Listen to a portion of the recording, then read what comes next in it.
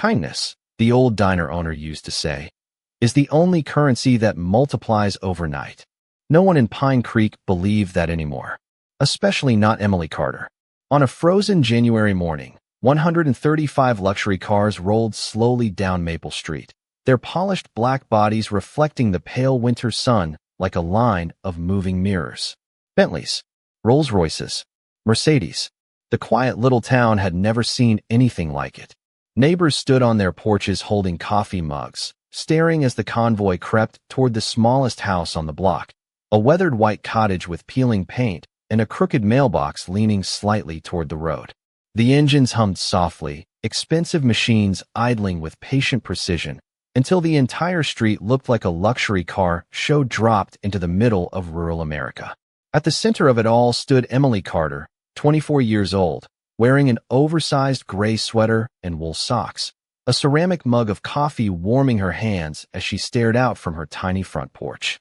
Her blonde hair was tied back in a loose knot, and confusion sat quietly on her face like fresh snow. She had no idea why $135 million worth of cars had just arrived at her house. Emily Carter was just a waitress. Her life was simple and carefully balanced between responsibility and quiet endurance. She worked the early shift at Murphy's Diner, a small roadside restaurant sitting a mile outside Pine Creek along Route 14. The kind of place truckers stopped for pancakes at 5 a.m. and locals gathered for meatloaf dinners at sunset. The diner had 12 booths, a long chrome counter, and a coffee machine that never seemed to stop brewing. Emily had been working there for 3 years, long enough that she could carry 4 plates at once and remember half the town's breakfast orders without writing them down. Most mornings she woke up before sunrise, drove her old pickup through the cold Pennsylvania air, and unlocked the diner doors before the first customers arrived. Tips were modest, the hours were long, but the job helped her keep the lights on at home and pay the hospital bills that arrived every month with quiet persistence. Her mother had been sick for nearly a year, and every dollar mattered. Life in Pine Creek moved slowly. Predictably, nothing dramatic ever happened there. Until the night before. Because less than 24 hours earlier, the quiet highway outside Murphy's Diner had disappeared beneath a violent snowstorm that swallowed the entire valley. Wind screamed across the empty road. Snow buried the asphalt under drifts nearly 3 feet high. Traffic vanished. Phone signals flickered and died.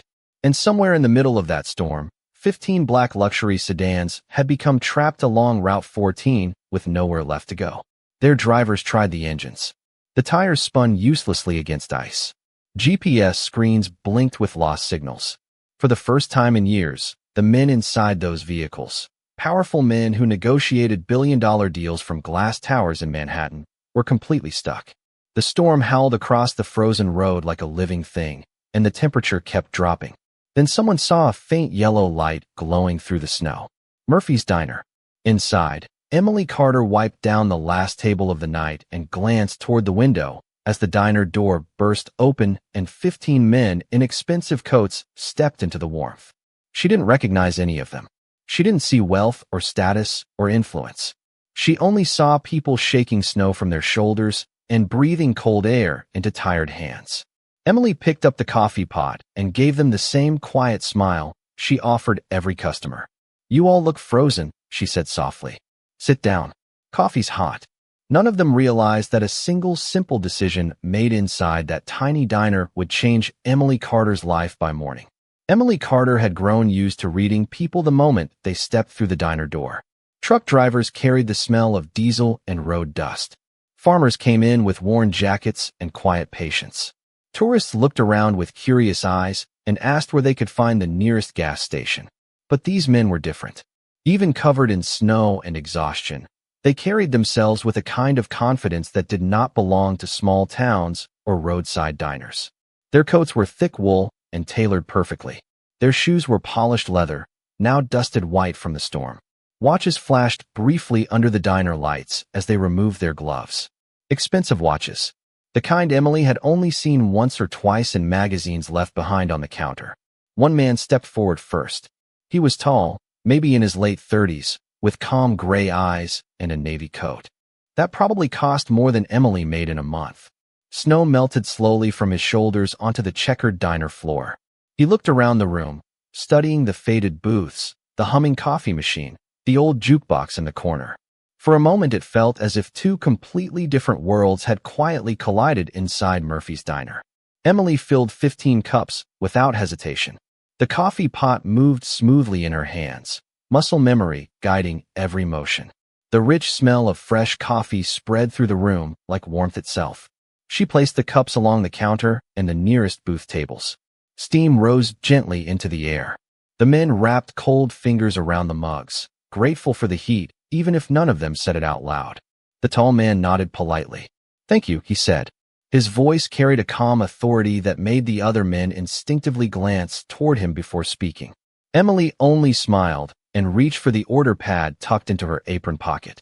"Kitchen is still open for another 30 minutes, she said. "Soup of the day is chicken noodle. We also have grilled cheese, chili, and apple pie if you are lucky." One of the men laughed quietly, the sound of tension beginning to melt away. Another man checked his phone again, frowning when the screen showed no signal. The storm outside rattled the windows as a powerful gust of wind pushed snow against the glass. It sounded almost like the ocean crashing against rocks.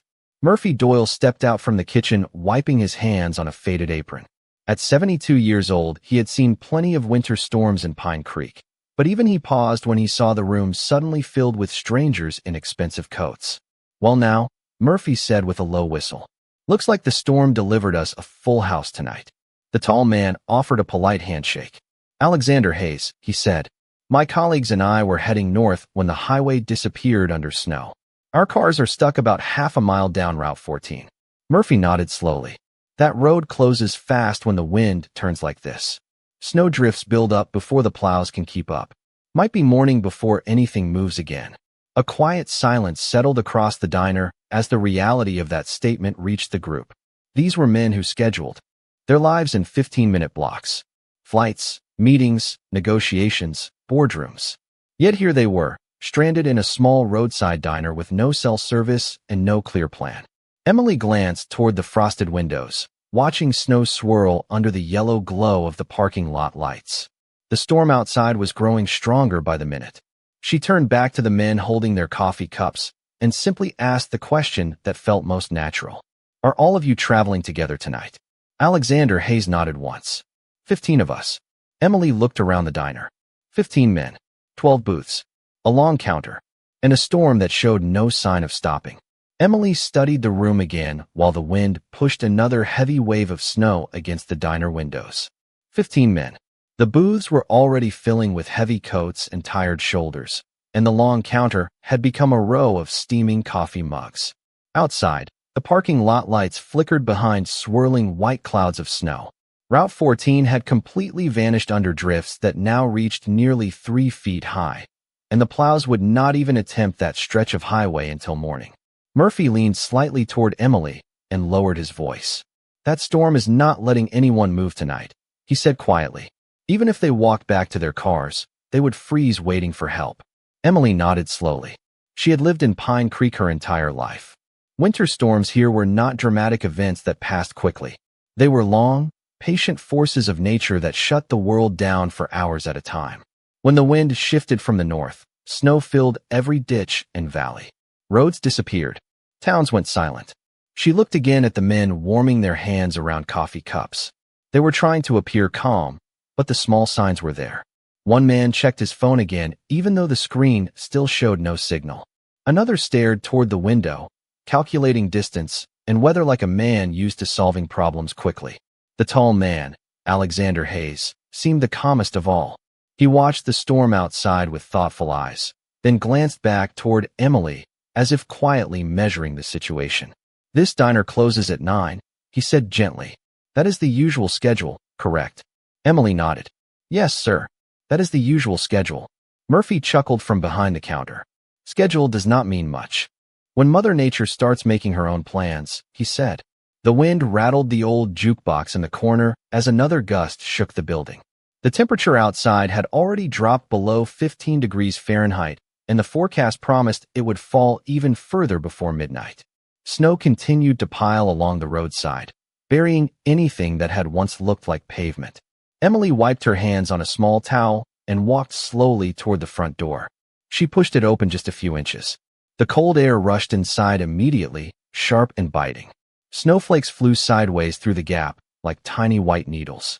The parking lot was already covered by nearly 8 inches of fresh snow, and the wind was building drifts along the edges of the building. She closed the door again and turned back toward the room. 15 strangers looked up at her, some with polite patience, some with quiet uncertainty. The diner lights hummed softly overhead. The smell of chili simmering on the stove drifted through the warm air. For a moment, nobody spoke. Then Emily Carter made a simple decision that felt as natural as breathing. "Well," she said calmly, looking around the room, "we have 12 booths, a counter, and a kitchen that still has plenty of soup left." Murphy raised one eyebrow, but said nothing. Emily continued speaking as if she had already solved the problem in her mind. "The storm will not clear until morning. That means nobody is going anywhere tonight." A few of the men exchanged surprised glances. Alexander Hayes leaned forward slightly. "What are you suggesting, Miss Carter?" Emily placed the coffee pot back on the counter and smiled the same quiet smile she had given hundreds of customers before them. "I am suggesting you all stay here tonight. Murphy's Diner might not be a hotel, but it is warm, and nobody should be out on that highway in a storm like this." For a few seconds, the only sound inside Murphy's Diner was the wind pushing against the walls. The men looked at Emily, then at one another, as if trying to decide whether she was serious. The idea seemed almost impossible. 15 businessmen who normally slept in 5-star hotels were now being offered a place on diner booths and counter stools. One of the men cleared his throat. "You mean stay here all night?" he asked. Emily nodded as if there was nothing unusual about the suggestion. "That is exactly what I mean. The roads will not clear until morning, and the temperature is dropping fast. It is warmer here than in a car buried under snow." Murphy leaned against the counter with a slow grin. "I have seen worse sleepovers during storms," he said. "Once we had 8 snowplow drivers sleeping on the floor during the blizzard of '98. Alexander Hayes studied Emily carefully. She did not seem nervous. She did not seem impressed either. She simply looked practical, the way someone looks when they have lived through many winters and know that complaining about the weather does not change it. One of the younger men checked his watch. "We could try walking back to the vehicles," he suggested quietly. The storm outside answered that idea with another violent gust that rattled the diner windows. Snow blew sideways under the parking lot lights like white smoke. Murphy shook his head slowly. "Son, you would not make it 10 minutes out there before turning back. Drifts are already waist-high in places. That road disappears after dark in weather like this." Silence returned again, but this time it felt different. The tension had softened. The men began to realize that Emily was not offering charity or charity that required gratitude. She was offering something much simpler. Shelter. Warmth. Time to wait out the storm. Emily moved calmly through the room, collecting empty coffee cups. The pot filled them again one by one. Steam rose into the air like quiet comfort. "There is chili on the stove and more bread in the kitchen," she said. "If everyone is hungry, we can keep cooking." Murphy chuckled and walked back toward the kitchen. "I will fire up the grill again," he said. "Looks like tonight we are running a 24-hour diner." A few of the men smiled for the first time since arriving. The tension of travel schedules and business meetings began to fade under the simple warmth of hot food and steady light. Alexander Hayes removed his coat and folded it neatly over the back of the booth. "Miss Carter," he said calmly, "you are offering 15 strangers a place to stay without even asking who we are." Emily shrugged gently. "The storm does not care who anyone is," she replied. "People are people when the weather turns like this." That answer seemed to settle something in the room. The men relaxed slightly into their seats. Some loosened their ties. Others leaned back with a long breath they had not realized they were holding. Outside, the storm continued building strength across Pine Creek. Snow covered the abandoned highway, the stranded cars, the silent trees along the road. But inside Murphy's Diner, the lights remained warm and steady. And for the first time since their journey had stopped, 15 powerful men realized they had nowhere else to be tonight except right here. The diner slowly transformed as the night settled in. Murphy turned the grill back on, and the familiar sound of sizzling filled the kitchen again. The smell of chili, grilled bread, and melted cheese drifted through the warm air, mixing with the steady aroma of fresh coffee. Emily moved quietly between the booths and the counter, carrying bowls, refilling mugs, and clearing space as if she had hosted unexpected gatherings like this her entire life. In truth, Murphy's Diner had never held so many strangers at once. 15 men who usually spent evenings inside glass towers and private restaurants were now sitting shoulder to shoulder in a roadside diner lit by buzzing fluorescent lights. One of them loosened his tie and laughed softly as Murphy placed a bowl of chili in front of him. "I cannot remember the last time I ate something that did not come with a white tablecloth," he said. Murphy wiped his hands on his apron and grinned. "Around here, we believe chili tastes better when the weather tries to freeze you first." The men began eating with quiet appreciation. The warmth of the food spread slowly through tired bodies that had spent hours inside cold cars. Outside, the storm continued its endless work. Snow piled against the windows and drifted across the empty highway like waves rolling across a frozen sea. But inside the diner, the room felt almost peaceful. Emily brought out a basket of thick blankets from the storage closet near the kitchen. Murphy kept them for emergencies during winter storms. She set the stack carefully on the counter. "If anyone gets cold later, we have these," she said gently. "The booths are wide enough to stretch out if you remove the jackets and bags." One of the men looked surprised. "You really thought all this through already," he said. Emily shrugged slightly. "Storms in Pine Creek teach you to plan ahead." Alexander Hayes had been watching quietly from his booth the entire time. He observed the way Emily moved through the room with calm confidence, the way Murphy trusted her without question, the way the small diner seemed to revolve around her quiet decisions. She never once asked who the men were or what they did. She never asked where they came from or what their schedules might be tomorrow. She simply made sure every cup stayed full and every person stayed warm. That kind of calm practicality was something Alexander rarely encountered in the world he lived in. Most people reacted to his presence with excitement or nervous energy. Some tried to impress him. Others tried to gain something from him. Emily Carter did neither. She treated him exactly the same way she treated the truck driver who usually sat at booth number 3 every morning at 6 o'clock. Eventually, Alexander stood and walked slowly toward the counter where Emily was pouring another round of coffee. "Miss Carter," he said, his voice thoughtful, "you realize there are 15 of us here tonight?" Emily nodded. "I counted. And yet you are not worried about the cost of feeding us or keeping the diner open all night." Emily placed the coffee pot down and met his eyes with a quiet smile. "When the storm passes, everyone will go back to their lives," she said simply.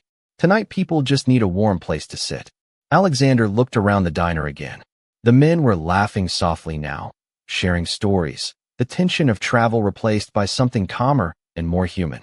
Outside, the storm still ruled the night, but inside Murphy's Diner, something unexpected had happened. For the first time in a long while, 15 powerful men were simply sitting together like ordinary people. As the evening deepened, the storm outside grew heavier, but inside Murphy's Diner the mood had changed completely. The tension that had followed the men through the snow had slowly melted away under warm food and steady conversation. Jackets were draped across booth seats, ties were loosened, and the quiet hum of the diner created a strange but comforting rhythm. Murphy poured another pot of coffee and placed a fresh pie on the counter, shaking his head with a small smile as he watched the unlikely gathering.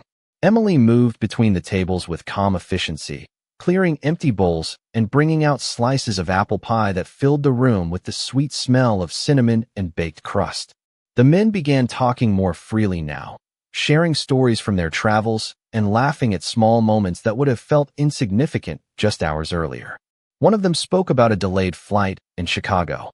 Another joked about how the storm had completely erased the highway as if it had never existed. For a little while, titles and positions no longer mattered. They were simply people waiting out a winter storm together. Alexander Hayes remained quietly observant. From his booth, he watched Emily refill coffee cups and adjust the stack of blankets she had brought earlier. She worked with steady hands, never rushing, never appearing overwhelmed by the unusual situation. The diner lights reflected softly in the windows, where snow continued to swirl under the yellow glow of the parking lot lamps. Finally, Alexander stood and walked toward the counter again. Emily looked up from the coffee pot as he approached. "It must be difficult to keep a place like this running in a small town," he said thoughtfully. Emily considered the question for a moment. "Some months are easier than others," she replied. "Winter can be slow. Travelers do not stop as often when the roads get icy. But Murphy has been running this diner for a long time. People around here take care of each other. Alexander glanced toward the kitchen where Murphy was wiping down the grill with practiced motions. You seem very certain about that. Emily nodded slightly. Pine Creek may be small, but when someone needs help, the whole town shows up. Alexander studied her expression. There was no pride in her voice and no attempt to impress him. She was simply stating something she believed to be true. He had spent decades negotiating billion-dollar deals, yet the simplicity of that belief struck him as something far more valuable than any contract he had signed. Across the room, one of the men stood and stretched his arms, looking toward the booths that Emily had already arranged with blankets. It appears we are officially having a diner sleepover tonight, he said with a quiet laugh. Another man nodded in agreement. I cannot remember the last time my evening involved chili, coffee, and a booth instead of a conference room. Murphy leaned against the counter and chuckled. Well, gentlemen, you are about to experience the luxury suite of Pine Creek. Booth seating, unlimited coffee, and the finest pie in 3 counties. Laughter spread through the room again, light and genuine. Outside, the storm continued its patient work across the silent highway, but inside Murphy's diner, a different kind of warmth had taken hold. Emily looked around at the group resting comfortably in the small diner and felt quietly satisfied. They were safe. They were warm. And sometimes, on a winter night like this, that was more than enough. The night grew quieter as the hours passed. One by one, the conversations softened and the diner settled into a slow, peaceful rhythm. The storm outside continued to swirl across Pine Creek, but inside Murphy's diner the lights remained warm and steady. Snow pressed against the windows in thick white layers, turning the world beyond the glass into a silent blur. The men who had arrived earlier as hurried travelers were now stretched across booths and leaning against the counter with blankets pulled over their shoulders. A few of them had already fallen asleep, the exhaustion of the long day finally catching up with them. Murphy dimmed the overhead lights slightly and leaned against the counter beside Emily. Looks like they are settling in just fine, he said quietly. Emily nodded as she placed another fresh pot of coffee on the warmer. The diner felt different now, almost like a living room shared by strangers who had slowly become companions through circumstance. Alexander Hayes remained awake at his booth, studying the room in thoughtful silence. He watched the way Emily moved through the diner, adjusting a blanket for one man who had drifted to sleep, placing another cup of water beside someone who looked tired, and quietly wiping down the counter even though there was no real need. You have done this before, Alexander said softly as she passed by his booth again. Emily paused and gave a small smile.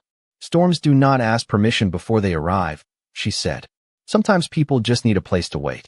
Alexander looked toward the window where the snow still danced under the dim parking lot lights. In his world, problems were solved with schedules, contracts, and teams of specialists. Yet here in this small diner, a young waitress had solved a crisis with nothing more complicated than kindness and practical thinking. He leaned back slightly in the booth and folded his hands together.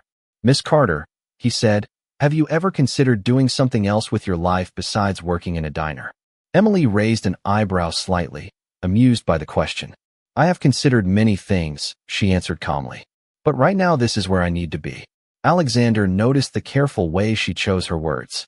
It was not the answer of someone without ambition. It was the answer of someone carrying responsibilities that others might not see. Across the diner, one of the men stirred in his booth and pulled the blanket closer around his shoulders. Another quietly thanked Murphy for another slice of pie before settling back down. The small diner had become a temporary refuge from the storm, and the calm inside it felt almost unreal compared to the chaos outside. Emily finally turned down the last bright light near the entrance and left only the warm glow above the counter. The room settled into a quiet nighttime hush. She leaned against the counter for a moment, looking around at the sleeping guests. 15 strangers who had arrived with snow on their shoulders were now resting peacefully under the roof of Murphy's diner. Alexander watched her expression and understood something important in that moment. Emily Carter had never asked who they were or what they could offer in return. To her, they were simply people who had needed help on a cold winter night. Outside, the storm continued its endless dance across Pine Creek, but inside the diner the night passed slowly and peacefully, as if time itself had paused to rest beside them. Morning arrived quietly over Pine Creek. The The storm had finally moved east during the early hours before sunrise, leaving the town wrapped in a thick blanket of fresh snow that glittered under the pale winter light. The wind had faded into a gentle whisper, and the sky above the valley slowly turned from gray to a soft, clear blue. Inside Murphy's diner, the warmth of the night still lingered. The smell of coffee returned first as Murphy flipped the switch on the coffee machine, and the familiar bubbling sound filled the quiet room. One by one, the men began to wake. Some stretched their arms after sleeping across the diner booths, while others rubbed their eyes and looked around with the slightly confused expression of travelers remembering where they had ended up the night before. A few of them laughed quietly when they realized they had spent the night in a roadside diner instead of the luxury hotels they were used to. Emily was already awake, standing near the counter with a fresh pot of coffee ready. She had arrived before sunrise, as she always did, unlocking the diner doors even though they had never been locked during the night. "Good morning," she said warmly as the first of the men approached the counter. "Coffee is ready and breakfast will be up in a few minutes." Murphy had already begun cooking eggs and bacon on the grill, the sizzling sound filling the room with a comforting morning rhythm. Outside the windows, the snowbanks along Route 14 were nearly 3 feet high, but the county plows had finally arrived at dawn, and a narrow lane had been cleared through the drifts. The highway was visible again, stretching across the valley like a long silver ribbon between white fields. Alexander Hayes stepped outside briefly and looked toward the road where their cars had been stranded the night before. Tow trucks and plow crews were already working carefully along the shoulder. Within an hour, the drivers had recovered the vehicles, and the engines were warming again in the cold morning air. When Alexander returned inside the diner, the men were finishing breakfast and gathering their coats. Murphy handed one of them a final cup of coffee for the road, while Emily wiped the counter with the same calm efficiency she used every morning. "Thank you for your hospitality," one of the men said sincerely as he reached for his coat. "You turned a difficult situation into something unexpectedly memorable." Emily simply smiled. "I am glad everyone stayed warm. That is all that matters during a winter storm." One by one, the men stepped outside and climbed into their waiting cars. The engines started, and the convoy slowly pulled back onto the cleared highway. Snow crunched beneath the tires as the vehicles disappeared down Route 14 toward the city. Within minutes, the diner parking lot was empty again. Murphy leaned against the counter and shook his head with a quiet chuckle. "Well, Emily, that might be the most unusual overnight shift this diner has ever seen." Emily laughed softly and picked up the coffee pot. By lunchtime, the booths were once again filled with local customers, truck drivers, and farmers warming their hands around mugs of coffee. The night had passed like a strange dream, and life in Pine Creek returned to its usual quiet rhythm. Emily finished her shift and drove home to her small white cottage at the end of Maple Street, unaware that the simple kindness she had offered the night before was about to echo far beyond the little town she called home. Emily Carter woke early the next morning the same way she had every day for the past 3 years. The alarm clock on the small wooden nightstand beside her bed rang at 5:30 in the morning, and she reached over to silence it before the sound could wake her mother in the next room. Outside her bedroom window, Pine Creek looked peaceful again. The storm had passed completely during the night, and the town was covered in fresh white snow that reflected the soft orange glow of the rising sun. For Emily, the morning felt ordinary. She brewed a small pot of coffee, wrapped a thick sweater around her shoulders, and stepped out onto the front porch of the little white house at the end of Maple Street. The cold winter air felt crisp and clean as she took her first sip. For a moment, everything was quiet. Then she heard the distant sound of engines. At first it was faint, like a low hum carried by the wind. Emily leaned slightly against the porch railing and looked down the street. The sound grew louder. Within seconds, the quiet road at the edge of town filled with the smooth movement of dark vehicles turning onto Maple Street one after another. The first car appeared around the corner slowly, its polished black surface shining against the snow. Then another followed, and another. Emily blinked in confusion as the line of vehicles continued growing. Luxury sedans rolled down the street in perfect order, their headlights reflecting off the snowbanks like tiny stars. Bentleys, Rolls-Royces, Mercedes, cars so expensive that Pine Creek residents had only seen them in magazines. One by one, the vehicles pulled to a stop along both sides of the road in front of Emily's small house. The engines idled quietly while the doors opened. People stepped out wearing heavy winter coats and polished shoes that sank gently into the fresh snow. Neighbors began opening their front doors, staring in disbelief at the growing line of cars filling the entire street. Emily stood frozen on the porch with her coffee mug still in her hand. She had no idea what was happening. Then one of the car doors opened and a familiar figure stepped out. Alexander Hayes walked calmly through the snow toward the porch, the morning sunlight catching the edges of the falling frost around him. Behind him, several other men stepped forward, the same men who had shared coffee and blankets inside Murphy's diner the night before. Emily set her mug down slowly. "Mr. Hayes," she said with surprise. "Did something happen on the road again?" Alexander shook his head with a quiet smile. "No storm this morning, Miss Carter. The roads are perfectly clear." He gestured toward the long line of vehicles behind him. The men standing beside the cars watched respectfully, their expressions calm but filled with quiet gratitude.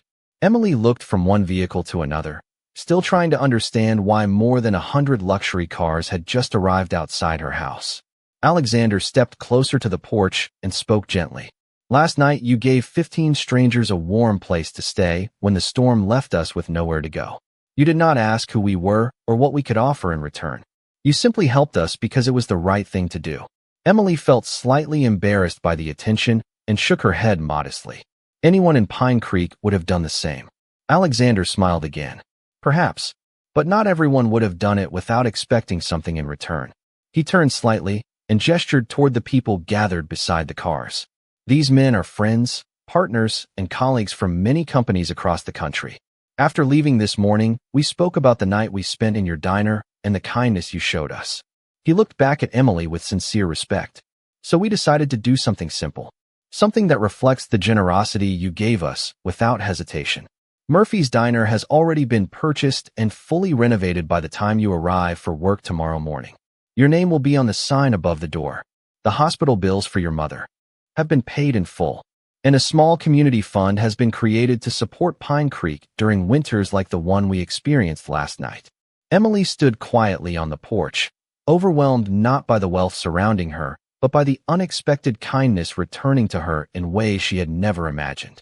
Alexander glanced toward the snowy street filled with silent luxury cars, and then back at Emily Carter. Sometimes the smallest act of kindness travels farther than anyone expects. And sometimes the storm that stops everything becomes the moment that reminds people who they truly want to be.